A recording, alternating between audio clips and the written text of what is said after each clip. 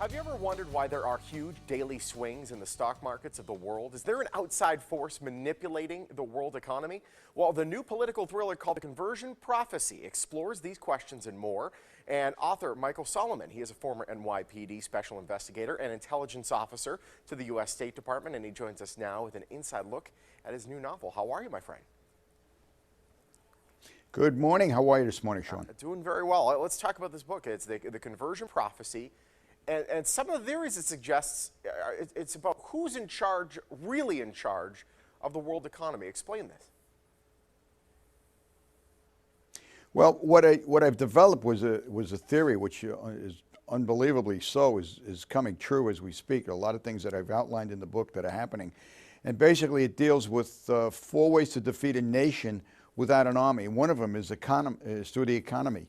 And basically what I've developed was a theory of Islam taking all their money from drugs and gambling and oil and purchasing stocks at various brokerage houses that they open up all over the world and consolidating corporations till one day they own the food industry, the water industry, logistics, transportation, and telecommunications, and they demand that the world either acquiesce and convert to Islam, or they will starve them into submission.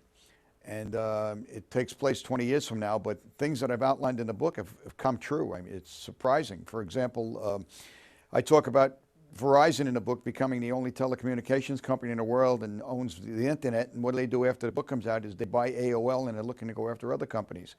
I talk about there's only going to be 2 national airlines in the United States by 2020, and all of a sudden US Air merges with American and we're down to 2. We're down to 3, so what's going to happen within 10 years?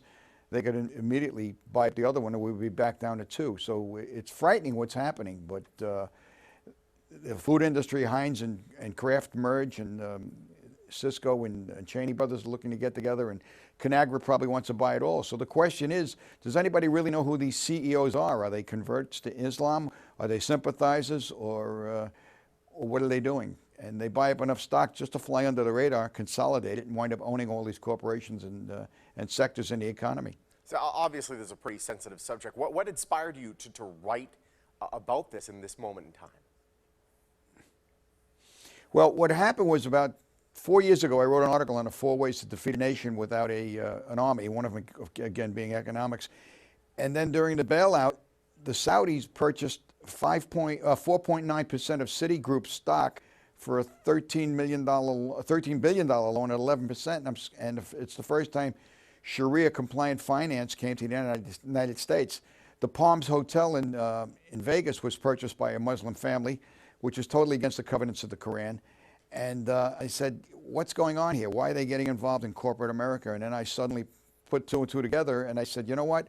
What if they started buying it up the way Disney bought the land in Orlando, Florida? Mm-hmm. They opened up 50 or 60 little real estate brokerage houses, and they started buying up land here and there and then consolidated. And next thing you know, they own Orange County, Florida, and they're the biggest political group up there. So that's where it came from.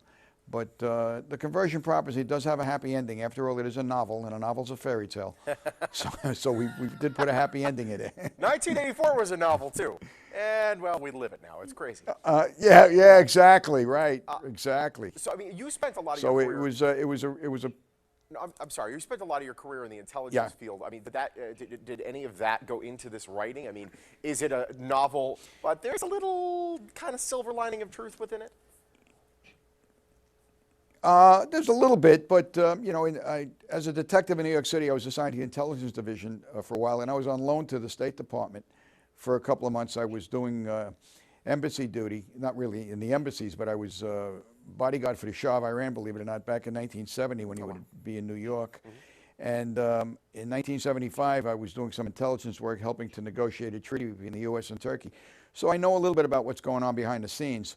But, you know, I really wasn't assigned to the State Department. I was basically loaned to them as an expert in my field from New York. Well, but there's a little truth to what's going on. Michael, I hate to interrupt. We ran out of time, but we look forward to reading the book, and thank you so much for joining us.